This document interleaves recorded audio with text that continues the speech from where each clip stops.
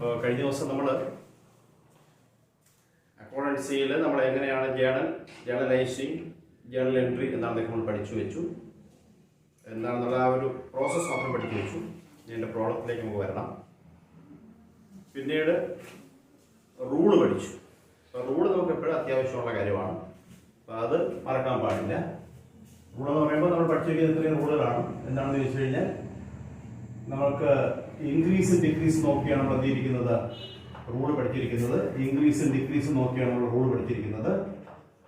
Increase എന്ന് പറയുമ്പോൾ നമുക്ക് അസറ്റ്, ലയബിലിറ്റി, ക്യാപിറ്റൽ, അതുപോലെ തന്നെ എന്താണ് എക്സ്പെൻസ്, ഇൻകം, ഇങ്ങനെ 5 ഹെഡായിട്ടാണ് നമ്മൾ പറയുന്നത്. അതൊക്കെ ഓർമ്മ ഉണ്ടാവും. അപ്പോൾ അസറ്റ് ഇൻക്രീസ് ചെയ്ത് കഴിഞ്ഞാൽ അതിനെ നമ്മൾ ഡെബിറ്റ് ചെയ്യും. അല്ലെങ്കിൽ നമുക്ക് ഡെബിറ്റ് എന്ന് പറയുന്നത് ഇൻക്രീസ് ഇൻ അസറ്റ് ആണ് പറയുക. അതൊക്കെ എളുപ്പം. ഡെബിറ്റ് എന്ന് പറയുന്നത് എന്താണ്? ഇൻക്രീസ് ഇൻ അസറ്റ് ആണ്. അതിനെ ഡിക്രീസ് ഇൻ അസറ്റ് എന്ന് പറഞ്ഞാൽ നമ്മൾ ക്രെഡിറ്റ് ചെയ്യും. അതുപോലെ തന്നെ നമുക്ക് പറയാവുന്ന ഒരു എണ്ണമാണെന്ന് പറയുന്നത് അസറ്റ് തുല്യമാണെന്ന് പറയുന്നത് എക്സ്പെൻസ്. അതുകൊണ്ട് എക്സ്പെൻസിൻ്റെ ഉള്ളതെന്ന് പറയുന്നത് എന്താണ്? ഇൻക്രീസ് ചെയ്ത് നമ്മൾ ഡെബിറ്റ് ചെയ്യും, ഡിക്രീസ് ചെയ്ത് നമ്മൾ അതിനെ ക്രെഡിറ്റ് ചെയ്യും. അതുപോലെ തന്നെ നമ്മൾ നേരെ ഓപ്പോസിറ്റ് ആണ് ലയബിലിറ്റി, ക്യാപിറ്റൽ. നമുക്ക് റൂൾ അറിയാം, asset is equal to liability plus capital. അപ്പോൾ അസറ്റ് നേരെ ഓപ്പോസിറ്റ് ആണ് ലയബിലിറ്റിയും ക്യാപിറ്റലും. കാരണം അസറ്റ് വിറ്റാൽ നമുക്ക് പൈസ കിട്ടും, ലയബിലിറ്റി കൊടുക്കണം, ക്യാപിറ്റൽ ഉടമസ്ഥ കൊടുക്കണം. അപ്പോൾ അതുകൊണ്ട് ഇതിന്റെ ഓപ്പോസിറ്റ് റൂള്. ഡിക്രീസ് ആണെങ്കിൽ അതിനെ നമ്മൾ ഡെബിറ്റ് ചെയ്യും, ഇൻക്രീസ് ആണെങ്കിൽ ക്രെഡിറ്റ് ചെയ്യും. അതേ റൂൾ തന്നെയാണ് ക്യാപിറ്റലിനും. ഡിക്രീസ് ആണെങ്കിൽ നമ്മൾ ഡെബിറ്റ് ചെയ്യും, ഇൻക്രീസ് ആണെങ്കിൽ നമ്മൾ ക്രെഡിറ്റ് ചെയ്യും. ഇൻകത്തിലും അത് തന്നെയാണ്. ഡിക്രീസ് ആണെങ്കിൽ ഡെബിറ്റ് ചെയ്യും, ഇൻക്രീസ് ആണെങ്കിൽ നമ്മൾ അതിനെ ക്രെഡിറ്റ് ചെയ്യും. ഈ റൂള് ഭംഗിയായിട്ട് ഓർമ്മിച്ചിരിക്കണം. പിന്നെ നമുക്ക് പരീക്ഷയ്ക്ക് ചോദിക്കുമ്പോൾ സാധാരണഗതിയിൽ അക്കൗണ്ടുകൾ പറയും.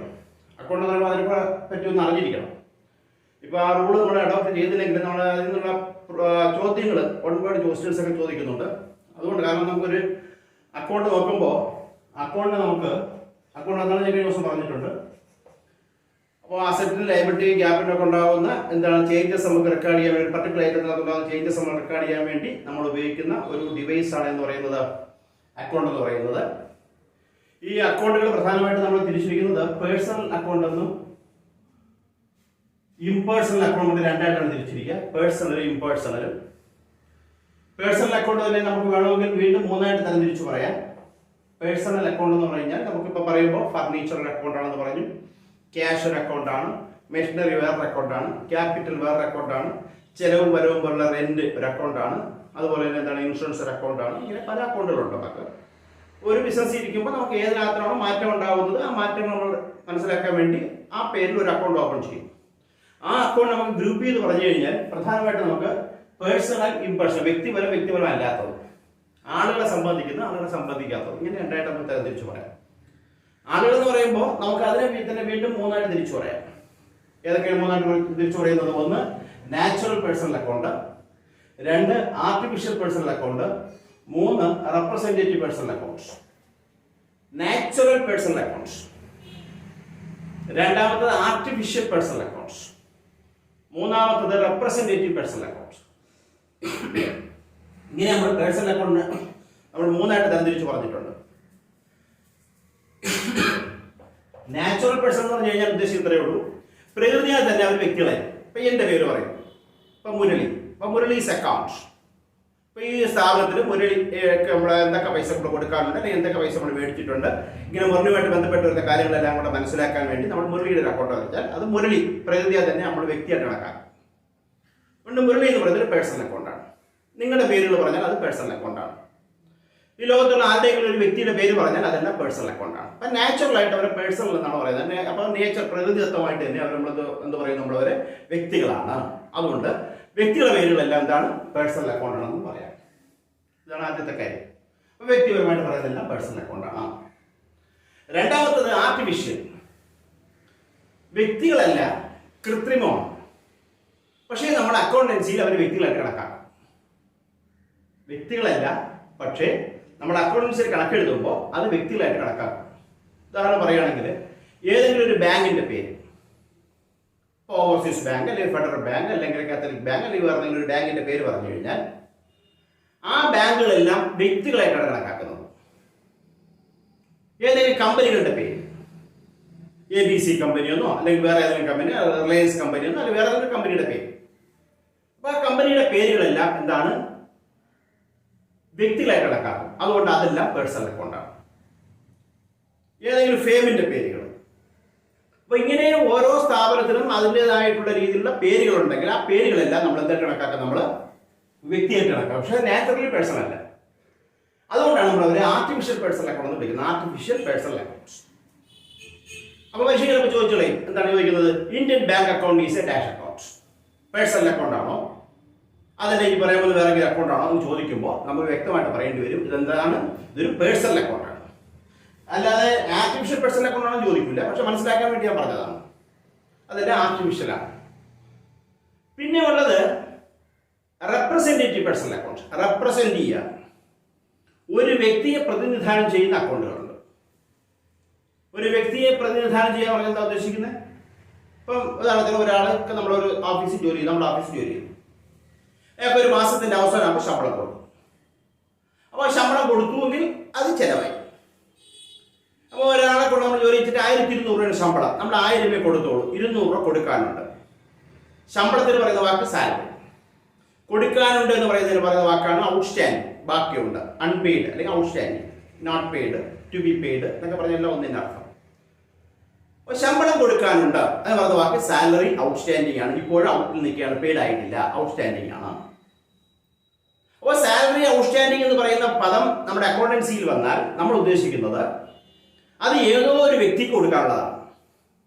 നമ്മുടെ സ്ഥാപനത്തിൽ 10 ജോലിക്കാരുണ്ടെങ്കിൽ ആ 10 ഏതോ ഒരു ജോലിക്കാർക്ക് കൊടുക്കാനുള്ളതാണ് ഈ പറഞ്ഞ എമൗണ്ട്. അപ്പോൾ ആ വ്യക്തിയെ പ്രതിനിധാനം ചെയ്യുന്നതുകൊണ്ട് സാലറി ഔട്ട്സ്റ്റാൻഡിങ് എന്ന് പറയുന്നത് എന്താണ്, ഒരു പേഴ്സണൽ അക്കൗണ്ടായിട്ട് കണക്കാക്കും. കാര്യം എന്താണ്, അതൊരു റെപ്രസെൻറ്റേറ്റീവ് പേഴ്സണൽ അക്കൗണ്ടാണ്. അല്ലെങ്കിൽ റെന്റ് കൊടുക്കാനുണ്ട്, ഉടമസ്ഥന് കുറേ റെന്റ് 1100 രൂപ റെന്റ് ഉണ്ട്, നമ്മൾ 1000 രൂപ ഉണ്ടായിരുന്നുള്ളൂ, 1000 കൊടുത്തു, 100 രൂപ കൊടുക്കാനുണ്ട്. അപ്പോൾ 100 രൂപ ആ വ്യക്തി കൊടുക്കാനുള്ളതാണ്. അപ്പോൾ ആ വ്യക്തിയെ പ്രതിനിധാനം ചെയ്യുന്ന വാക്കാണെന്ത്, റെന്റ് ഔട്ട്സ്റ്റാൻഡിങ്. അപ്പോൾ റെന്റ് ഔട്ട്സ്റ്റാൻഡിങ് എന്ന് പറയുന്നത് എന്താണ്, ഒരു റെപ്രസെൻറ്റേറ്റീവ് പേഴ്സണൽ അക്കൗണ്ട് ആണ്, അല്ലെങ്കിൽ പേഴ്സണൽ അക്കൗണ്ട് ആണെന്ന് പറയാം. അതുപോലെ തന്നെ എന്താണ്, ഇൻഷുറൻസ് നമ്മൾ അടച്ചു, അത് മുൻകൂട്ടി നമ്മൾ അടയ്ക്കുന്നതാണ്. ഒരു വർഷം തീരുമ്പോൾ ആ വർഷം കഴിഞ്ഞ് അടുത്ത വർഷത്തേക്കുള്ള പൈസയും കൂടെ അവിടെ കിടപ്പുണ്ട്. കാരണം എന്നടയ്ക്കുന്നോ അന്ന് മുതൽ ഒരു വർഷം. ഇപ്പോൾ നമ്മൾ ഉദാഹരണത്തിന് അടയ്ക്കുന്നത് ജൂണിലാണെങ്കിൽ അടുത്ത ജൂൺ വരെ ഉണ്ട്. ഡിസംബറിൽ ക്ലോസ് ചെയ്യുന്നവർ, നമ്മുടെ സാമ്പത്തിക വർഷം അവസാനിക്കുന്ന ഡിസംബറിലാണെങ്കിൽ ഡിസംബർ കണക്കെടുക്കുമ്പോൾ നമ്മൾ പറയും, എന്താ പറയുന്നത്, ഇനി ഒരു 6 മാസത്തെ പൈസ നമ്മൾ പെയ്ഡ് ഇൻ അഡ്വാൻസ് ആണ്, മുൻപേർ അടച്ചിട്ടുണ്ട്, മുൻകൂട്ടി അടച്ചിട്ടുണ്ട് എന്ന് പറയും. അപ്പോൾ അങ്ങനെ പറഞ്ഞിരുന്നാൽ എത്ര രൂപയാണോ നമ്മൾ മുൻകൂട്ടി അടച്ചിരിക്കുന്നത് അത്രയും പൈസ എന്ന് പറയുന്നത് നമുക്ക് എന്താണ്, ഒരു പ്രീപെയ്ഡ് ആണ്. അപ്പോൾ ഇൻഷുറൻസ് പ്രീപെയ്ഡ് എന്ന് പറയുമ്പോൾ ഇൻഷുറൻസ് കമ്പനിയെ റെപ്രസെന്റ് ചെയ്യുന്നു, അതുകൊണ്ട് അത് റെപ്രസെന്റേറ്റീവ് പേഴ്സണൽ അക്കൗണ്ട് ആണ്. അതുപോലെ തന്നെ ബാങ്കുകാർ നമുക്ക് അല്ലെങ്കിൽ വേറെ വ്യക്തി നമുക്ക് എന്ത് ചെയ്യാനുണ്ട്, ഇൻട്രസ്റ്റ് തരാനുണ്ട്. അപ്പോൾ ഇൻട്രസ്റ്റ് അക്രൂ ചെയ്തിട്ടുണ്ട്. അക്രൂ മീൻസ് വർദ്ധിക്കുക. ഇൻട്രസ്റ്റ് അക്രൂഡ്, ഇൻട്രസ്റ്റ് വർദ്ധിച്ചിട്ടുണ്ട്. അപ്പോൾ ആരോ നമുക്ക് ഇൻട്രസ്റ്റ് വർദ്ധിച്ച എമൗണ്ട് തരാനുണ്ട്, ആ വ്യക്തിയെ പ്രതിദാനം ചെയ്യുന്ന വാക്കാണ്. അതുകൊണ്ട് ഇൻട്രസ്റ്റ് അക്രൂഡ് എന്ന് പറയുന്നത് ഒരു പേഴ്സണൽ അക്കൗണ്ട് ആണ്. അപ്പോൾ salary outstanding, rent prepaid, interest accrued, commission accrued, അല്ലെങ്കിൽ എന്താണ് വേറെ ഏതെങ്കിലും നമുക്ക് എക്സ്പെൻസ്, മറ്റേത് എക്സ്പെൻസ് ഔട്ട്സ്റ്റാൻഡിങ് ആയാലും കൊള്ളാം, പ്രീപെയ്ഡ് ആയാലും കൊള്ളാം. ഇൻകം നമുക്ക് എന്താണ് റിസീവ്ഡ് ഇൻട്രസ്റ്റ് നേരത്തെ കിട്ടിയാലും കൊള്ളാം, ഇൻകം നമുക്ക് എന്ത് ചെയ്യാനുണ്ടെങ്കിലും കൊള്ളാം, ഔട്ട്സ്റ്റാൻഡിങ് അല്ലെങ്കിൽ അക്രൂഡ് ആയാലും കൊള്ളാം. ഇതൊക്കെ ഒരു ചെലവിന്റെ കൂടെ ഔട്ട്സ്റ്റാൻഡിംഗ് എന്നോ പ്രീപെയ്ഡ് എന്നോ അല്ലെങ്കിൽ എന്താണ് ഒരു ഇൻകത്തിന്റെ കൂടെ ഔട്ട്സ്റ്റാൻഡിംഗ് അല്ലെങ്കിൽ അക്രൂഡ് എന്നോ അല്ലെങ്കിൽ റിസീവ്ഡ് ഇൻ അഡ്വാൻസ് നേരത്തെ മേടിച്ചു പോയെന്നോ ഉള്ള വാക്കുകളുടെ ചേർത്ത് വന്നാൽ ഒരു ചെലവിന്റെയോ വരവിന്റെയോ കൂടെ കൊടുക്കാനുണ്ട് അല്ലെങ്കിൽ കിട്ടാനുണ്ട്, അല്ലെങ്കിൽ നേരത്തെ കൊടുത്തു അല്ലെങ്കിൽ നേരത്തെ കിട്ടി, ഈ പറയുന്ന വാക്കുകളുടെ കൂടെ ഉണ്ടെങ്കിൽ അതിനെ നമ്മൾ വിളിക്കും, നമ്മൾ റെപ്രസെന്റേറ്റീവ് പേഴ്സണൽ അക്കൗണ്ട് എന്ന് വിളിക്കും. അപ്പോൾ പരീക്ഷയ്ക്ക് ചോദ്യം ഇതാണ്, salary outstanding is a dash account. നമ്മൾ പറയും salary outstanding account is a personal account. നമുക്ക് അറിഞ്ഞിരിക്കണം. പിന്നെയുള്ളത് ഇംപേഴ്സണൽ, അത് രണ്ടായിട്ടാണ് തിരിച്ചു പറഞ്ഞിരിക്കുന്നത്. ഇംപേഴ്സണൽ അക്കൗണ്ട് രണ്ടായിട്ടാണ്. ഒന്ന് റിയൽ അക്കൗണ്ടാണ്, രണ്ട് നോമിനൽ അക്കൗണ്ടാണ്. Real account, nominal account. അപ്പൊ നമുക്ക് വേണമെങ്കിൽ പറയാം അക്കൗണ്ടിനെ മൂന്നായിട്ട് തിരിച്ചു പറയാം, പേഴ്സണൽ, റിയൽ, നോമിനൽ. ഇങ്ങനെ നമുക്ക് പറയാം. കാരണം ഈ പേഴ്സൺ എന്ന് പറഞ്ഞാൽ അത് റിയലും നോമിനലുമാണ്. അപ്പൊ അക്കൗണ്ട്സ് എന്ന് പറയുമ്പോൾ accounts are classified into 3: personal account, real account and nominal account. Personal accounts are accounts of persons, firms, companies etcetera. Personal account accounts of persons വരാം, ഫേം വരാം, കമ്പനീസ് വരാം, ഔട്ട്സ്റ്റാൻഡിംഗ് എക്സ്പെൻസ് വരാം, ഇൻകം അക്രൂഡ് വരാം, income received advance വരാം, prepaid അല്ലെങ്കിൽ എന്താണ് expense വരാം. ഇതൊക്കെ നമുക്ക് എന്താണ് പേഴ്സണൽ അക്കൗണ്ട്. റിയൽ അക്കൗണ്ട് എന്ന് പറയുമ്പോൾ accounts of assets and properties, അസറ്റുകളെയും പ്രോപ്പർട്ടീസിനെയും കാണിക്കുന്ന അക്കൗണ്ടാണ്. അസറ്റ് എന്ന് പറഞ്ഞാൽ സ്വത്തുക്കൾ. നമ്മൾ ഡെഫിനിഷൻ നേരത്തെ പറഞ്ഞു വെച്ചിട്ടുണ്ട്. പലതരത്തിലുള്ള അസറ്റ് ഉണ്ട്. ഫിക്സഡ് അസറ്റ് ഉണ്ട്, കറണ്ട് അസറ്റ് ഉണ്ട്, ഫിക്റ്റീഷ്യസ് അസറ്റ് ഉണ്ട്, ടാഞ്ചിബിൾ അസറ്റ് ഉണ്ട്, ഇൻടാഞ്ചിബിൾ അസറ്റ് ഉണ്ട്. ഇതൊക്കെ നമ്മൾ നേരത്തെ ക്ലാസ് പറഞ്ഞിട്ടുണ്ട്.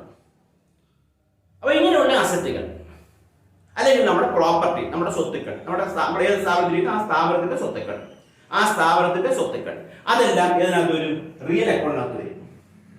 Real accounts. Real accounts are accounts of എന്താണ് അസറ്റ്സ് അല്ലെങ്കിൽ പ്രോപ്പർട്ടീസ്. അപ്പൊ cash account is a dash accounts. Cash നമ്മുടെ സ്വത്താണ്, അതുകൊണ്ട് ഇത് റിയൽ അക്കൗണ്ടാണ്. ഇനിയുള്ളത് നോമിനൽ അക്കൗണ്ടാണ്. നോമിനൽ അക്കൗണ്ട് എന്ന് പറയുന്നത് accounts of expenses or incomes അല്ലെങ്കിൽ ഗെയിൻസ്, പ്രോഫിറ്റ്, ലോസ്, ഇങ്ങനെയുള്ളതെല്ലാം എന്താണ് നോമിനൽ അക്കൗണ്ടാണ്. അത് പേ ചെയ്യുമ്പോൾ, അതായത് നമ്മുടെ സ്ഥാപനം ആ പൈസ കൊടുക്കുമ്പോൾ നമുക്ക് എക്സ്പെൻസും, ആ സ്ഥാപനത്തിലേക്ക് വരികയാണെങ്കിൽ അത് ഇൻകമായിട്ട് കണക്കാണ്. എക്സ്പെൻസിന്റെ പ്രത്യേകത, ഇപ്പൊ നേരത്തെ കൊണ്ട് ഞാൻ യാത്ര ചെയ്തു, നമ്മുടെ സ്ഥാപനത്തിന് വേണ്ടി ഞാൻ ബാങ്കിൽ പൈസ അടയ്ക്കാൻ വേണ്ടി ഇവിടെ നിന്ന് ഞാൻ എന്ത് ചെയ്തു, യാത്ര ചെയ്ത് നമ്മുടെ ബാങ്ക് വരെ പോകുന്നു. ബാങ്ക് വരെ പോകുമ്പോൾ കുറച്ച് 2-3 കിലോമീറ്റർ ഉണ്ട്, അവിടെ ബസ്സിൽ പോയി അല്ലെങ്കിൽ ഓട്ടോറിക്ഷയിൽ പോയി. അപ്പോൾ എനിക്ക് ട്രാവലിംഗ് എക്സ്പെൻസ് ഉണ്ടായി. അപ്പോൾ ഞാൻ എൻ്റെ സ്ഥാപനത്തിൽ നിന്ന് പൈസ കൊടുത്താൽ എന്നെ ഇവിടെ നിന്ന് ആ ബാങ്കിന്റെ ആ സ്ഥലത്തെത്തിക്കും. അപ്പോൾ അങ്ങനെ കൊടുക്കേണ്ടി വരുന്ന എക്സ്പെൻസ് ആണ് ട്രാവൽ ചെയ്യാനുള്ള എക്സ്പെൻസ്, ട്രാവലിംഗ് എക്സ്പെൻസ്.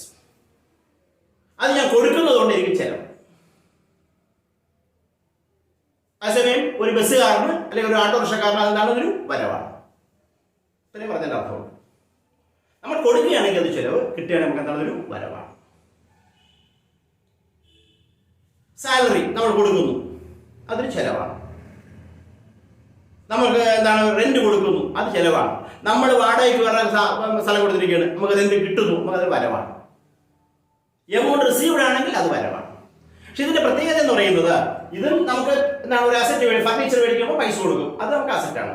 ഇത് തമ്മിലുള്ള വ്യത്യാസം എന്ന് പറയുന്നത്, ഇത് നമ്മൾ പൈസ കൊടുത്ത് മേടിച്ചാൽ ആ വസ്തു നമുക്ക് കാണാം, ക്യാഷ് നമുക്ക് കാണാം, ഫർണിച്ചർ നമുക്ക് കാണാം, മെഷീൻ നമുക്ക് കാണാം, ബിൽഡിംഗ് നമുക്ക് കാണാം, ലാൻഡ് നമുക്ക് കാണാം, ടൂൾസ് ഒക്കെ നമുക്ക് കാണാം, ഇങ്ങനെയുള്ള എല്ലാം നമുക്ക് കാണാം. അതിനെല്ലാം വാല്യൂ ഉണ്ട്, വിറ്റാൽ പൈസയും കിട്ടും, അതിൻ്റെ പ്രത്യേകം വിറ്റാൽ പൈസയും കിട്ടും. പക്ഷെ ഇതെന്ന് പറഞ്ഞാൽ നമുക്ക് എന്താണ് നോമിനൽ അക്കൗണ്ട് എക്സ്പെൻസ്. എക്സ്പെൻസിന്റെ ഡെഫിനിഷൻ നേരത്തെ പറഞ്ഞു, നമ്മുടെ കയ്യിൽ നിന്ന് കൊടുക്കുന്ന പൈസ ചിലവാകും. സാലറി ഇന്നൊരു ആരും കണ്ടിട്ടില്ല. സാലറി കൊടുക്കുന്ന പൈസ കണ്ടിട്ടുണ്ട്, പക്ഷെ സാലറി കണ്ടിട്ടില്ല. അയാൾക്ക് വീശുണ്ടോ, അയാൾക്ക് കാറുണ്ടോ, ഓടുന്നുണ്ടോ എന്ന് നമുക്കറിയില്ല. റെന്റ് നമുക്കറിയില്ല. കമ്മീഷൻ നമ്മൾ കണ്ടിട്ടില്ല. ഇന്നൊരു കമ്മീഷൻ ആയിട്ട് പൈസ കണ്ടിട്ടുണ്ട്, അത് ക്യാഷ്. പക്ഷെ കമ്മീഷൻ എങ്ങനെ ഇരിക്കുന്നത് നമുക്കറിയില്ല. ട്രാവലിംഗ് എക്സ്പെൻസ്, യാത്രാ ചെലവ് കണ്ടിട്ടില്ല നമ്മൾ. കാര്യം ചുമട്ടുകൂലി നമ്മൾ കണ്ടിട്ടില്ല. ചുമന്നിട്ട് നാളെ കണ്ടിട്ടുണ്ട്, കിട്ടുന്ന പൈസ കണ്ടു. പക്ഷെ ചുമട്ടുകൂലി എന്ന് പറഞ്ഞ ഐറ്റത്തെ നമുക്ക് ഊഹിക്കാനേ പറ്റുള്ളൂ. അപ്പൊ ഇങ്ങനെ എന്തില്ലാത്തത്, ഫിക്ഷൻ ഇല്ലാത്ത, രൂപമൊന്നും ഇല്ലാത്ത ചില കൊടുക്കുമ്പോൾ ചെലവ് കിട്ടുമ്പോൾ വരും, അതാണ് നോമിനൽ അക്കൗണ്ട്സ്. അപ്പോൾ ചുരുക്കി പറഞ്ഞാൽ എക്സ്പെൻസും ലോസും, ഗെയിനും പ്രോഫിറ്റും, നേട്ടവും പ്രോഫിറ്റും, ഇതൊക്കെ നമുക്ക് എന്താ പറയാ, നമുക്ക് നോമിനൽ അക്കൗണ്ടാണ്. പരീക്ഷ ചോദിക്കുന്നത് ഇങ്ങനെ ആയിരിക്കും, എന്താണ് സാലറി അക്കൗണ്ട്, അതൊരു പേഴ്സണൽ അക്കൗണ്ടാണോ നോമിനൽ അക്കൗണ്ടാണോ? അത് നോമിനൽ അക്കൗണ്ടാണ്. പക്ഷെ ആ സാലറി ഔട്ട്സ്റ്റാൻഡിംഗ് ഔട്ട്സ്റ്റാൻഡിംഗ് എന്നുള്ള വാക്കോടെ ചേർത്ത് സാലറി ഔട്ട്സ്റ്റാൻഡിംഗ് എന്ന് പറഞ്ഞാൽ എന്തായത്, അത് പേഴ്സണൽ അക്കൗണ്ടായി. ബാങ്ക് അക്കൗണ്ട് എന്ന് പറഞ്ഞാൽ ഒരു പേഴ്സണൽ അക്കൗണ്ടാണ്. അപ്പൊ എന്റെ ചോദ്യം, ബിസിനസ്സിനകത്ത് ആദ്യമായിട്ട് ഉടമസ്ഥ കൊണ്ടുവരുന്ന പൈസയുണ്ട്, ക്യാപിറ്റൽ. അപ്പൊ capital account is a dash account. Capital എന്ന് പറയുന്നത് ആ ഉടമസ്ഥനെ റെപ്രസെന്റ് ചെയ്യുന്ന വാക്കാണ്, അല്ലെങ്കിൽ ഉടമസ്ഥ കൊണ്ടുവരുന്നു, ആ ഉടമസ്ഥന്റെ പേരിന് പരമായിട്ട് ഉടമസ്ഥന്റെ പേരിനായിട്ട് ഉപയോഗിക്കുന്ന വാക്കാണ്. അപ്പൊ അത് എന്ത് അക്കൗണ്ടാണ്? അത് പേഴ്സണൽ അക്കൗണ്ടാണ്. അപ്പൊ പരീക്ഷ സ്ഥിരം ചോദിച്ചുകൊണ്ടിരിക്കുന്ന ചില ചോദ്യങ്ങൾ ഇതാണ്. ഏതെങ്കിലും ബാങ്ക് അക്കൗണ്ട് എന്ത് അക്കൗണ്ടാണ് ചോദിക്കാം, അല്ലെങ്കിൽ ചോദിക്കാം ഈ പറഞ്ഞിരിക്കുന്ന രീതിയിൽ ക്യാപിറ്റൽ അക്കൗണ്ട് എന്ത് അക്കൗണ്ടാണ് ചോദിക്കാം. പൈസ എടുത്തുകൊണ്ട് പോയാൽ, ആരെടുത്തുകൊണ്ട് പോയാൽ, ഉടമസ്ഥൻ എടുത്തുകൊണ്ട് പോയാൽ അതിന് വിളിക്കുന്ന വാക്കാണ് ഡ്രോയിങ്സ്. അപ്പൊ drawings account is a dash account. അപ്പൊ ഡ്രോയിങ്സ് അക്കൗണ്ട് നമുക്ക് എന്താണ്, ഒരു പേഴ്സണൽ അക്കൗണ്ടാണ്, അയാളുടെ പേരിന് പകരം. അതുപോലെ സാലറി ഔട്ട്സ്റ്റാൻഡിംഗ്, സാലറി പ്രീപെയ്ഡ്, അല്ലെങ്കിൽ ഇൻകം അക്രൂഡ്, ഇങ്ങനെയുള്ള ചില ടേംസ് അല്ലെങ്കിൽ ചില അക്കൗണ്ടിന്റെ പേര് തന്നിട്ടായിരിക്കും എന്ത് ചെയ്യുന്നത്, അത് പേഴ്സണലാണോ, റിയലാണോ, നോമിനലാണോ എന്ന് ചോദിക്കുക. അത് നമ്മൾ അറിഞ്ഞിരിക്കണം. അപ്പൊ അത് പേഴ്സണൽ, റിയൽ, നോമിനൽ. ഇപ്പൊ ഒരു അക്കൗണ്ടുകളൊക്കെ നമ്മൾ കണ്ടു കഴിഞ്ഞാൽ അത് പേഴ്സണലാണ്, റിയലാണ്, നോമിനലാണ് നമുക്ക് തിരിച്ച് അറിയാൻ പറ്റുമെന്നാണ് ഞാൻ വിശ്വസിക്കുന്നത്. ആളുകളുടെ പേരുകളും അത് പ്രകൃതിയുള്ള പേരുകളായാലും കൊള്ളാം, കമ്പനിയോ ഫേം ഒക്കെ ആയാലും കൊള്ളാം, അതല്ല റെപ്രസെന്റ് ചെയ്ത വാക്കുകളായാലും കൊള്ളാം. ഇതെല്ലാം പേഴ്സണൽ അക്കൗണ്ടാണ്. ഏത് സ്വത്തിന്റെ പേര് ചോദിച്ചാലും അതെല്ലാം റിയൽ അക്കൗണ്ടാണ്. വരവും ചെലവും ആണ് ഉദ്ദേശിക്കുന്നതെങ്കിൽ അത് നമുക്ക് നോർമൽ അക്കൗണ്ടാണ്. ഇത് സംബന്ധിച്ച് നേരത്തെ റൂൾ ഉണ്ടായിരുന്നു. ഇപ്പൊ അത് പ്രായോഗികമായിട്ട് നമ്മൾ ഉപയോഗിക്കുന്നില്ല. എന്ന് പറഞ്ഞാൽ പേഴ്സണൽ അക്കൗണ്ട് ആണെങ്കിൽ ഒരു വ്യക്തി രണ്ട് കാര്യങ്ങൾ ചെയ്യും. എക്സ് എന്ന് പറയുന്ന ആളുണ്ടെങ്കിൽ ആ എക്സ് ഒന്നെങ്കിൽ നമ്മൾ എന്തെങ്കിലും കൊടുത്താൽ അയാൾ റിസീവ് ചെയ്യും, അല്ലെങ്കിൽ ഗിവ് ചെയ്യും. നിങ്ങളുടെ സ്ഥാപനം ഒരാൾക്ക് ഒരു സാധനം കൊടുത്തു കഴിഞ്ഞാൽ ആ വ്യക്തി അത് റിസീവ് ചെയ്യും, അല്ലെങ്കിൽ ആ വ്യക്തി ഇങ്ങോട്ട് വന്നാൽ ആ വ്യക്തി ഗിവ് ചെയ്യും. അപ്പോൾ ഒരു വ്യക്തിയെ സംബന്ധിച്ചുള്ള രണ്ട് കാര്യങ്ങൾ, ഒന്നുകിൽ റിസീവ് അല്ലെങ്കിൽ ഗിവ്. റിസീവർ ആണെങ്കിൽ ഡെബിറ്റ് ചെയ്യും, ഗിവർ ആണെങ്കിൽ ക്രെഡിറ്റ് ചെയ്യും. ഇങ്ങനെ ഒരു റോളാണ്. റിസീവർ ആണെങ്കിൽ ഡെബിറ്റ് ചെയ്യുക, ഗിവർ ആണെങ്കിൽ ക്രെഡിറ്റ് ചെയ്യുക. Debit the receiver, credit the giver. ഇതാണ് പണ്ട് പ്ലസ് പഠിപ്പിച്ചുകൊണ്ടിരുന്ന rule. Debit the receiver, credit the giver. അതുപോലെ റിയൽ അക്കൗണ്ട് ആണെങ്കിൽ അസറ്റ് ആണ്. ബിൽഡിംഗ് ആയാലും മെഷീൻ ആയാലും ഫർണിച്ചർ ആയാലും വാങ്ങിച്ചാൽ ബിസിനസ്സിലോട്ട് വരും, പിന്നെ ഇത് വിൽക്കുമ്പോൾ ബിസിനസ്സിൽ നിന്ന് പോകും. അതുകൊണ്ട് അതിന്റെ റൂൾ അങ്ങനെയാണ് പറഞ്ഞത്. എങ്ങനെ പറഞ്ഞത്? Debit what comes in. ഏത് അസറ്റ് ആണോ കംസ് ഇൻ, ഇങ്ങോട്ട് വരുന്നത്, അതിന് ഡെബിറ്റ് ചെയ്യുക. ബിസിനസ്സിലേക്ക് വരുന്ന അസറ്റ് ഏതാണോ അതിന് ഡെബിറ്റ് ചെയ്യുക. ഡെബിറ്റ് വാട്ട് മീൻസ് ഏതാണോ ആ ഐറ്റത്തിന്റെ പേര്. Debit what goes out. Furniture ആണ് പോകുന്നതെങ്കിൽ ഫർണിച്ചർ ക്രെഡിറ്റ് ചെയ്യുക, ബിൽഡിംഗ് ആണ് പോകുന്നത് ബിൽഡിംഗിന് ക്രെഡിറ്റ് ചെയ്യുക.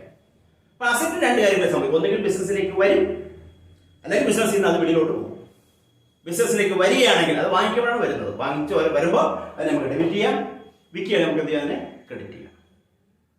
പിന്നെ ഉള്ളത് നോമിനൽ അക്കൗണ്ട് ആണ്.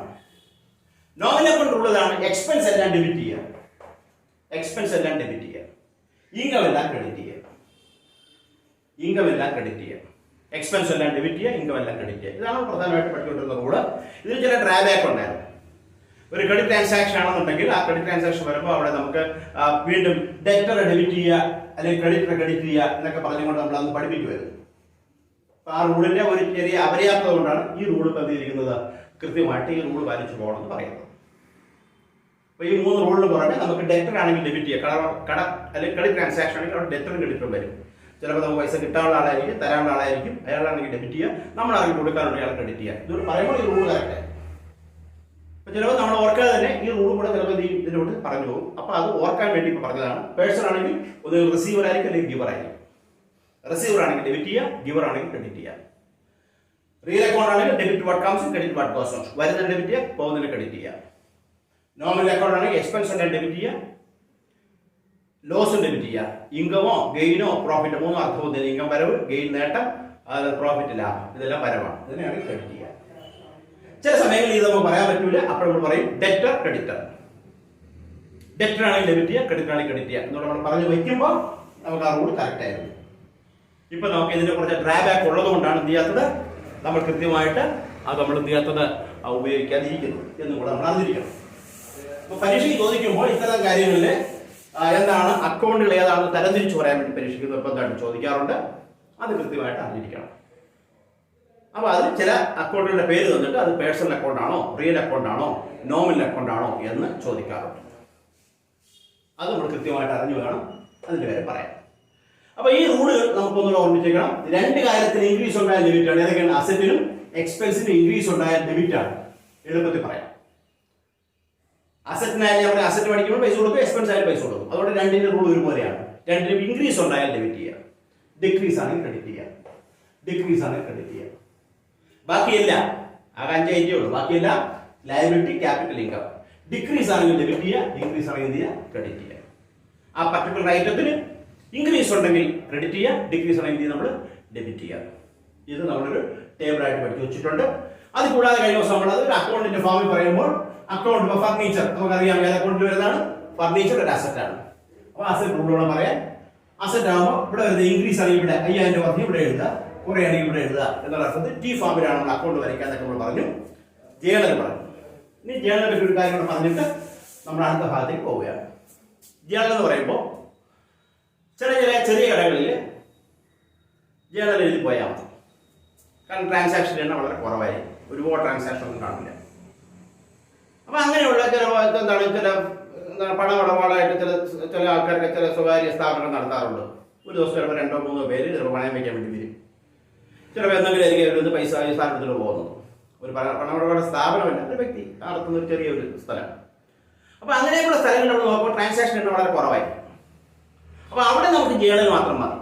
പിന്നെ അതിൻ്റെ പ്രോപ്പർ അക്കൗണ്ട് വരച്ചിട്ട് ആരൊക്കെ ഉണ്ടോ അയാളുടെ പേര് അക്കൗണ്ടൊക്കെ വരച്ചിട്ടിട്ട് അയാളുടെ പൈസ എത്ര കൊടുത്തിട്ടുണ്ട്, അതിൽ എത്ര വീതം കിട്ടിയിട്ടുണ്ട് എന്ന് അയാളുടെ അക്കൗണ്ട് നോക്കുമ്പോൾ പറയാൻ പറ്റും. അപ്പോൾ അവിടെ ജേണൽ എഴുതാം. പക്ഷെ ചില കടകളിൽ അങ്ങനെയല്ല, ട്രാൻസാക്ഷൻസിൻ്റെ എണ്ണം വളരെ കൂടുതലായിരിക്കും. ഇപ്പോൾ ഇടയ്ക്ക് ക്യാഷ് ട്രാൻസാക്ഷൻ വരും, ഇടയ്ക്ക് ക്രെഡിറ്റ് ട്രാൻസാക്ഷൻ വരും. അതിനെ പർച്ചേസ് ചെയ്യുന്നത് ക്രെഡിറ്റിനായിരിക്കും, സെയിൽസ് നടത്തുന്ന ക്രെഡിറ്റിനായിരിക്കും.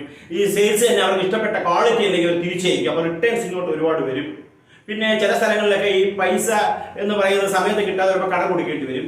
അങ്ങനെ കടം കൊടുക്കുമ്പോൾ അയാളിന്ന് ഉറപ്പിന് വേണ്ടി എന്ത് ചെയ്യും, നമ്മൾ ചെക്കോ അല്ലെങ്കിൽ എന്താണ് നമ്മൾ ബിൽ ഓഫ് എക്സ്ചേഞ്ച് എന്ന് പറഞ്ഞ ഒരു പരിപാടിയുണ്ട്. ഇത് നമ്മൾ മേടിച്ചു, അതൊക്കെ നമ്മൾ ചാപ്റ്ററായിട്ട് പഠിക്കും. അപ്പോൾ ബിൽ ഓഫ് എക്സ്ചേഞ്ച് എന്ന് പറഞ്ഞാൽ ബിൽസ് റിസീവബിൾ, ബിൽസ് പേയബിൾ. പൈസ കിട്ടാറുള്ളതിന് ബിൽസ് റിസീവബിൾ, കൊടുക്കാറുണ്ടെങ്കിൽ ബിൽസ് പേയബിൾ. ഇതൊക്കെ മേടിച്ചു വയ്ക്കുക.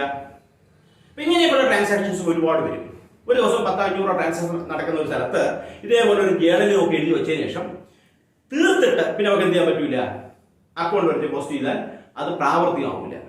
ഉദാഹരണത്തിന് നമ്മൾ ഒരാളെ ഒരു ക്ലർക്കിനെ വെച്ചിട്ടുണ്ട്. അയാൾ ഒരു രാവിലെ പോലും വൈകുന്നേരം തീരുമ്പോഴേ അവിടുത്തെ ട്രാൻസാക്ഷൻ തീർന്നോളൂ. പിന്നെ രാത്രി വേണം എന്ത് ചെയ്യാൻ, ഇരുന്ന് പോസ്റ്റ് ചെയ്യാൻ. അതായത് അക്കൗണ്ടിലോട്ട് ഇടത് സൈഡിലോ അല്ലെങ്കിൽ ഡെബിറ്റ് സൈഡിലോ ക്രെഡിറ്റ് സൈഡിലോ എഴുതിയിട്ടത്. അപ്പോൾ അങ്ങനെ എടുക്കുമ്പോൾ ഒരുപാട് ടൈം എടുക്കും, തെറ്റിപ്പോയി അറിയാൻ പറ്റും. ഒരു ദിവസം എന്തെങ്കിലും കാരണം പെൻഡിങ് ആയി പോയി കഴിഞ്ഞാൽ അതും വലിയ പാടാണ്. അപ്പോൾ അതുകൊണ്ട് അവിടെ നമ്മളെ ഈ ട്രാൻസാക്ഷൻസിനെ സബ് ഡിവൈഡ് ചെയ്തിട്ടുണ്ട്. അതിന് വീണ്ടും നമ്മൾ എന്ത് ചെയ്തിട്ടുണ്ട്, ഡിവൈഡ് ചെയ്ത് വെച്ചിട്ടുണ്ട്. നമ്മുടെ സൗകര്യം പോലെ നമ്മൾ അതിനെ ഡിവൈഡ് ചെയ്തിട്ടുണ്ട്. അല്ലെങ്കിൽ ഓരോന്നിനും സ്പെഷ്യലായിട്ട് ഓരോ ജേണലായിട്ട് മാറ്റിയിട്ടുണ്ട്. ജേണൽസിന് നമ്മുടെ കൈകാര്യം ചെയ്യാനുള്ള എളുപ്പത്തിന് വേണ്ടി അതിനെ സബ് ഡിവൈഡ് ചെയ്തിട്ടുണ്ട്. അല്ലെങ്കിൽ ഓരോ ഐറ്റത്തിനും ചില സ്പെഷ്യൽ ജേണൽസ് നമ്മൾ ഉണ്ടാക്കിയിട്ടുണ്ട്. അല്ലെങ്കിൽ ചില ഡേ ബുക്സ് നമ്മൾ ഉണ്ടാക്കി വെച്ചിട്ടുണ്ട്. അപ്പൊ day books, special journal, sub division journal എന്നൊക്കെ പറയുന്നത് ഒന്ന് തന്നെയാണ് എന്ന് പറയാൻ വേണ്ടിയിട്ട് പറഞ്ഞു. എന്തൊക്കെയാണ് കാര്യം? ഒന്ന്, ഏത് കടയിൽ പോയാലും അവിടെ ക്യാഷ് ട്രാൻസാക്ഷൻസ് ആയിരിക്കും കൂടുതൽ. ക്യാഷ് ട്രാൻസാക്ഷൻ, ഞാൻ പൈസ വരുന്നു, പൈസ പോകുന്നു. അപ്പൊ അതിന് അവരൊരു ക്യാഷ് ബുക്ക് അവരെടുക്കും. ക്യാഷ് ബുക്ക് അവർ ക്യാഷ് ബുക്ക് വരച്ചിട്ട് ആ ക്യാഷ് ബുക്കിൽ പൈസ കിട്ടുന്നതെല്ലാം ഒരു സൈഡിൽ, പൈസ വരുന്നതെല്ലാം ഒരു സൈഡിൽ, ആരെന്ത് കിട്ടി, എന്തിന് കിട്ടി എന്നുള്ളതും എല്ലാം ഒരു സൈഡിൽ, ആർക്കെങ്കിലും പൈസ കൊടുത്തെങ്കിൽ കൊടുത്തതല്ല അതിന്റെ ക്രെഡിറ്റ് സൈഡിൽ. ഇങ്ങനെ രണ്ട് സൈഡിലായിട്ട് നമ്മൾ എഴുതി വയ്ക്കും. അപ്പൊ ഇങ്ങനെ നമ്മൾ എഴുതി വെച്ച് കഴിഞ്ഞാൽ ഇത് പിന്നെ ജേണലിൽ എഴുതണ്ട, നമ്മൾ നേരിട്ട് ഇവിടെ എഴുതുന്നത്. ഏത് നോക്കിയിട്ട്, സോഴ്സ് ഡോക്യുമെന്റ് നോക്കിയിട്ട് നമ്മൾ നേരിട്ട് ക്യാഷ് ബുക്കിൽ എഴുതും. പൈസ റിസീവ് ചെയ്യുന്നതല്ല ഇവിടെ എഴുതുക, പൈസ കൊടുക്കുന്നതല്ല ഇവിടെ എഴുതുക. അപ്പൊ പൈസ കിട്ടുന്നതൊക്കെ ഇവിടെ എഴുതി, പൈസ കൊടുക്കുന്നതൊക്കെ ഇവിടെ എഴുതി കഴിഞ്ഞാൽ എപ്പോഴും വേണോ നമുക്ക് എന്ത് ചെയ്യാം, ഇതുവരെയുള്ള ടോട്ടൽ എടുത്തിട്ട് ഇതിന്റെ എക്സ്പെൻസ് കുറയ്ക്കുമ്പോൾ ബാക്കി കയ്യിൽ എത്രയുണ്ട് നമുക്ക് അപ്പോഴെപ്പോഴും അറിയാൻ പറ്റും. നമുക്കറിയാം. മറ്റതാണെങ്കിലോ ജേണൽ എഴുതി പിന്നെ ക്യാഷുമായിട്ട് ബന്ധപ്പെട്ട് വരുന്നതെല്ലാം അതിൽ തപ്പിപ്പിടിച്ച് ക്യാഷിലോട്ട് പോസ്റ്റ് ചെയ്തിട്ട് ഇതിലോട്ട് മാറ്റി എഴുതിയിട്ട് പിന്നെ വേണം നമുക്ക് എന്ത് ചെയ്യുന്ന പോലെ കൂട്ടിയെടുക്കാൻ. അപ്പൊ ടൈം എടുക്കും. അപ്പൊ ഒരിക്കലും നമ്മുടെ കയ്യിൽ സ്ഥാപനത്തിരിക്കുന്ന കണക്കുകൾ കൃത്യമായി വരില്ല. വൈകുന്നേരം പോകുമ്പോൾ ബാക്കി എത്ര ക്യാഷ് ഉണ്ടെന്ന് ചോദിച്ചു കഴിഞ്ഞാൽ അക്കൗണ്ട് വരച്ചിട്ട് വേണം പറയാൻ.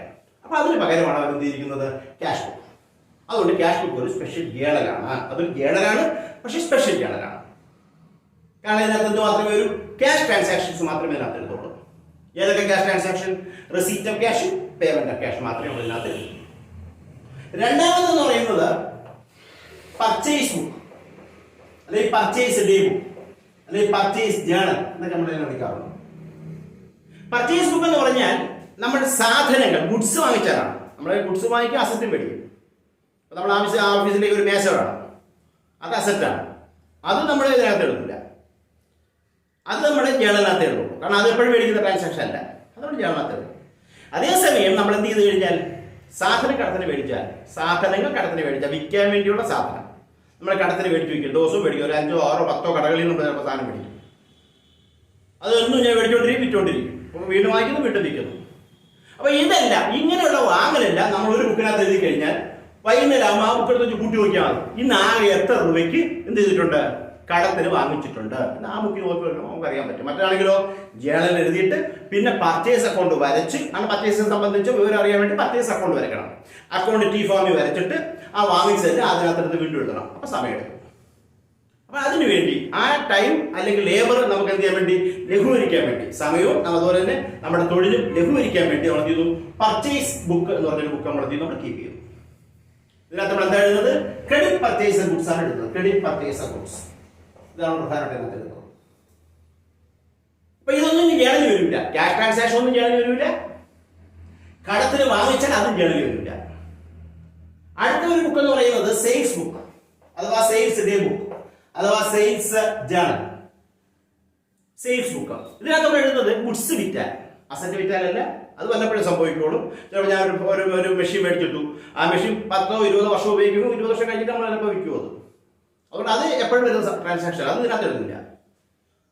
പക്ഷെ ഇതിനകത്ത് വിൽപ്പന, പേര് കേൾക്കുന്ന സംശയം വരുന്നത് വിൽപ്പന, സെയിൽസ്, ഗുഡ്സ് വിറ്റാൽ മാത്രമേ ഇതിനകത്ത് വരുള്ളൂ. ഇവിടെ തരംതിരിക്കാൻ വേണ്ട. നമ്മൾ ഗുഡ്സ് വിറ്റിട്ടുണ്ടെങ്കിൽ അത് ഈ ബുക്കിനകത്ത് എഴുതും. എങ്ങനെ വിറ്റാൽ? ക്രെഡിറ്റിന് വിറ്റാൽ. ക്യാഷിന് വിറ്റാൽ പൈസ കിട്ടും, അത് ക്യാഷ് ബുക്ക് വരും. ക്യാഷ് ട്രാൻസാക്ഷനിലെ ക്യാഷ് ബുക്ക് വരും. അത് കടത്തിന് വിറ്റാൽ അത് നമ്മൾ സെയിൽസ് ബുക്കിനകത്ത് എഴുതും. അപ്പൊ ക്രെഡിറ്റ് സെയിൽസ് ഗുഡ്സ് എഴുതാൻ വേണ്ടി നമുക്ക് സെയിൽസ് ബുക്ക്. പിന്നെ ഞാൻ പറഞ്ഞത്, നമ്മൾ സാധനങ്ങൾ വാങ്ങിച്ചു, നമുക്ക് ഇഷ്ടപ്പെട്ട ക്വാളിറ്റി അല്ല, അല്ലെങ്കിൽ നമ്മൾക്ക് ഇഷ്ടപ്പെട്ട സാധനമല്ല, അല്ലെങ്കിൽ നമ്മൾ പറഞ്ഞ സാധനമല്ല, അല്ലെങ്കിൽ ക്വാണ്ടിറ്റി ഇങ്ങോട്ട് അയച്ചപ്പോൾ കൂടിപ്പോയി, ഇങ്ങനെയൊക്കെ വന്നു കഴിഞ്ഞാൽ നമ്മൾ ഈ പറഞ്ഞിരിക്കുന്ന പർച്ചേസ് ബുക്കിൽ നിന്ന് നമ്മളത് തിരിച്ചു കൊടുത്തേക്കാണ്. വാങ്ങിച്ച സാധനം നമ്മൾ തിരിച്ചു കൊടുക്കും. ഞാൻ പറഞ്ഞതല്ല, നിങ്ങൾ പറയാത്ത ക്വാണ്ടിറ്റി ഇങ്ങോട്ട് അയച്ചു. ചില സ്ഥലങ്ങളിലൊക്കെ എന്താണ്, നമ്മളൊരു 5 TV, നമ്മൾ TV കച്ചവടക്കാരനാണെന്ന് വിചാരിക്കും, ഒരു TV ഒക്കെ സെയിൽസ് നടത്തുന്ന ആളാണെങ്കിൽ പുതിയ മോഡൽ വരുമ്പോൾ എന്ത് ചെയ്യും, അവർ ഒരു മോഡലൊക്കെ എന്ത് ചെയ്യും, നമുക്ക് അയച്ചു തരും. അപ്പോൾ അങ്ങനെ അയച്ചു തരുമ്പോൾ നമുക്ക് ഇഷ്ടപ്പെട്ടില്ലേ നമ്മൾ തിരിച്ചു കൊടുക്കും, അല്ലെങ്കിൽ നമുക്ക് അപ്പോൾ പൈസ ഇല്ല, നമ്മൾ തിരിച്ചു കൊടുക്കാം. അപ്പോൾ ഇങ്ങനെയൊക്കെ വരുന്ന പരിപാടികളുണ്ട്. അപ്പോൾ അങ്ങനെ വരുമ്പോൾ പർച്ചേസ് ബുക്ക്. പിന്നെ വേറെ വരുന്നത് എന്താണെന്ന് അറിയാമോ, നമ്മൾ സാധനം അയച്ചു. ഇപ്പോൾ ഒരു സ്ഥലത്തുനിന്ന് ഒരു 500 മുട്ട നമ്മൾ എന്ത് ചെയ്തു, പാക്കാക്കി നമ്മൾ ചെറിയ വണ്ടിയിലായിട്ട് ഇത് കുടിക്കും എത്തിയപ്പോൾ എന്താണ്, ഒരു 100 മുട്ട എന്തായിപ്പോയി, കേടായിപ്പോയി. അപ്പോൾ 500 മുട്ട വന്നു, പക്ഷെ 100 മുട്ട അല്ലെങ്കിൽ 5000 മുട്ട വന്നു, അതിനകത്ത് 100 മുട്ട കേടായിപ്പോയി. ഈ 100 മുട്ട നമുക്ക് തിരിച്ചയക്കാൻ പറ്റില്ല, ആൾക്കാർക്ക് അങ്ങോട്ട് നടക്കാൻ പറ്റില്ല. അപ്പോൾ ഇതിനൊരു നോട്ട് മാത്രം നമ്മൾ അയച്ചു കൊടുക്കും. നിങ്ങളുടെ പേരിൽ ഇങ്ങനെ എന്ത് ചെയ്തിട്ടുണ്ട്, സാധനം അയച്ചതല്ല, ഇവിടെ എന്ത് ചെയ്തിട്ടുണ്ട്, ഞങ്ങൾ തിരിച്ചയക്കുകയാണ്, അത് ഇത്രയാണ്, ഇത്ര രൂപ വെച്ചുള്ളതാണ്, ഇന്ന പർച്ചേസ് ബില്ല് പ്രകാരമുള്ള സാധനം നമ്മൾ എന്ത് ചെയ്യണം, തിരിച്ചയക്കുകയാണ്. പറഞ്ഞിട്ട് നോട്ടോട് ചേർത്ത് അയച്ചു. ആ നോട്ടിൻ്റെ പേരൊക്കെ പറയാം, ചേർത്ത് നമ്മൾ തിരിച്ചയച്ചു കൊടുക്കും. അപ്പോൾ ഇങ്ങനെ നമ്മൾ തിരിച്ചയച്ചു കൊടുക്കുമ്പോൾ അത് റിട്ടേൺ ആണ്. അപ്പോൾ എല്ലാ സ്ഥലങ്ങളിലും നമ്മൾ ഗുഡ്സ് തിരിച്ചയക്കുമ്പോൾ ഗുഡ്സ് തന്നെ പോകണമെന്നില്ല. ഇതേപോലുള്ള ചില കേട് വന്നു കഴിഞ്ഞ സാധനങ്ങളാണെങ്കിൽ തിരിച്ചു കൊടുക്കാൻ പറ്റില്ല. ഇല്ലെങ്കിൽ നമുക്ക് എന്താണ്, കുറേ കെറോസിൻ നമ്മൾ ഇറക്കും, മണ്ണെണ്ണ വരുന്ന വഴിക്ക് എന്താ ഇപ്പോൾ ഇവാപറേറ്റ് ചെയ്തു പോകും. ഇത് നമുക്ക് തിരിച്ചു കൊടുക്കാൻ പറ്റും. പക്ഷേ അതിനൊക്കെ നമ്മൾ നോട്ട് എഴുതിയിരിക്കും, എന്താണ്, ഇത്ര വന്നപ്പോൾ ഇത്ര സാധനങ്ങൾ ഇവിടെ ഉണ്ടായിരുന്നുള്ളൂ. അത് നമ്മൾ തമ്മിലുള്ള ഇടപാടിൻ്റെ, ഔട്ട്സൈഡറും നമ്മൾ തമ്മിലുള്ള ഇടപാടിൻ്റെ ഒരു അടിസ്ഥാനത്തിൽ അതായത് വിശ്വസിച്ചാൽ തുടരും, ഇല്ലെങ്കിൽ അവിടെ വെച്ച് ബിസിനസ് തീരും. അപ്പോൾ എന്തായിക്കോട്ടെ, ഇങ്ങനെയുള്ള കാര്യങ്ങൾ നമ്മൾ സെയിൽസ് ബുക്കിൽ എഴുതും. വാങ്ങിച്ചിട്ട് തിരിച്ചയച്ചാൽ എന്താ book, purchase returns book. Purchase returns book എഴുതും, അല്ലെങ്കിൽ പർച്ചേസ് റിട്ടേൺസ് ഡേ ബുക്കിൽ എഴുതും, അല്ലെങ്കിൽ പർച്ചേസ് ജേണലിനകത്ത്, റിട്ടേൺസ് ജേണലിനകത്ത് എഴുതും. ഇതാണ് ആ കാര്യം. അടുത്തെന്ന് പറയുന്നത് വിറ്റ സാധനം തിരിച്ചു വരും. അത് നമ്മൾ എഴുതുന്ന ബുക്കാണ് sales returns book. Sales returns book, അപ്പൊ സെയിൽസ് റിട്ടേൺസ് ബുക്ക്. പിന്നെ ഞാൻ പറഞ്ഞതാണ്, ആൾക്കാർ ഒരു വിശ്വാസത്തിന് വേണ്ടി, ഇപ്പം നമ്മൾ ആർക്കൊരു സാധനം വിറ്റു, അയാൾ പൈസ തന്നില്ല, പക്ഷേ വിശ്വാസത്തിന് വേണ്ടി ഞാൻ എന്ത് ചെയ്യും, ഒരു ഡോക്യുമെന്റ് എഴുതി അയാളെ കൊടുത്തിട്ട് അയാളെന്ന് തിരിച്ചെന്ത് ചെയ്യും, ഒരു ബിൽ ഞാൻ എഴുതി മേടിച്ച് വയ്ക്കുകയാണെങ്കിൽ, ബിൽ ഓഫ് എക്സ്ചേഞ്ച് എന്നാണ് നമ്മൾ വിളിക്കുക. ആ ബിൽ ഓഫ് എക്സ്ചേഞ്ച് ഞാൻ മേടിച്ച് വയ്ക്കുകയാണെങ്കിൽ അതിന് ഞാൻ വിളിക്കുന്ന വാക്കാണ് ബിൽസ് റിസീവബിൾ. അത് മാത്രം എഴുതാൻ വേണ്ടി ഒരു ബുക്ക്. കാരണം ഒരു ദിവസം ഒരുപാട് ബില്ല്, 10-200 നമ്മളെ സാധനങ്ങൾ കടകളിൽ പോയി നമ്മൾ സാധനം മേടിക്കുമെങ്കിൽ അവർക്ക് ഒരു 10-25 പേർക്കായാലും മതി. ബില്ലുണ്ടെങ്കിൽ അതൊക്കെ പിന്നെ നമ്മൾ പോസ്റ്റ് ചെയ്യാൻ മേടിച്ച് അതൊക്കെ ഒരു ബുക്കിലായിട്ട് നമ്മൾ സൂക്ഷിക്കും. അപ്പോൾ ബിൽസ് റിസീവബിൾ ബുക്ക്. ഇത് കൊടുത്തിട്ടുണ്ടെങ്കിലോ ബിൽസ് പേയബിൾ ബുക്ക്. ഇതിലൊന്നും വരാത്തതാണ് നമ്മൾ എവിടെ എഴുതുന്നത്, ഇനി ജേണലിൽ എഴുതുന്നത്. ഇതിലൊന്നും വരാത്തത്.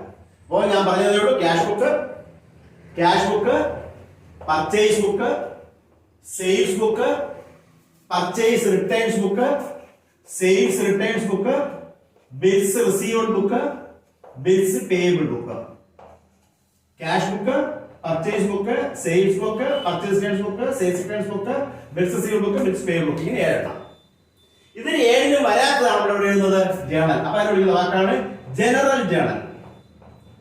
ജനറൽ ജേണൽ അഥവാ ജേണൽ പ്രോപ്പർ. ജേണൽ പ്രോപ്പർ എന്ന് നമ്മൾ വിളിക്കാറുണ്ട്. അപ്പൊ ഇത് സാധാ ജേണലാണ്. ജനറൽ ജേണൽ അഥവാ ജേണൽ പ്രോപ്പർ നമ്മൾ വിളിക്കാറുണ്ട്. അപ്പൊ ഇത്രയാണ് നമുക്ക് ജേണലായിട്ട് പഠിക്കേണ്ടത്. ഇത് നമ്മൾ ആദ്യം പഠിക്കുന്നത് ജനറൽ ജേണലിനകത്ത് വരുന്ന ഒരു രീതി എന്നുള്ള രീതിയിൽ നമ്മൾ ഈ ട്രാൻസാക്ഷൻസ് എല്ലാം ഒരു ചെറിയ കടയിൽ നിന്ന് പഠിച്ചിട്ട് നമുക്ക് ഇതിന്റെ ഓരോരോ ബുക്കിനകത്തേക്ക് നമുക്ക് പോകാം. അപ്പൊ നമ്മൾ ഇതെല്ലാം കൂടെ ചേർന്ന് വരുന്നതെല്ലാം ഇങ്ങനെ സ്പെഷ്യൽ പ്രത്യേക ബുക്കിനകത്ത് നമ്മൾ എഴുതി പഠിക്കും. അതുപോലെ ചാപ്റ്ററായിട്ട് പഠിക്കും. ഇവിടെ നമ്മൾ പഠിക്കാൻ പോകുന്നത് ഇതെല്ലാം ചെയ്യുന്നത് ചെറിയ കടയിൽ നിന്നോട്ട് വലിയ കടകളിലേക്ക് നമുക്ക് പോകാം. അപ്പോൾ ഒരു ചെറിയ കടയിൽ നമ്മൾ എങ്ങനെയാണ് ഈ പറഞ്ഞ ട്രാൻസാക്ഷൻസ് എല്ലാം നമ്മൾ ഏത് ബുക്കിനകത്ത് ജേണൽ എന്ന് പറയുന്ന ബുക്ക് മാത്രമേ ഉള്ളെങ്കിൽ നമ്മൾ ഇത് എങ്ങനെ സൂക്ഷിക്കും, ഇതാണ് പറയാൻ പോകുന്നത്.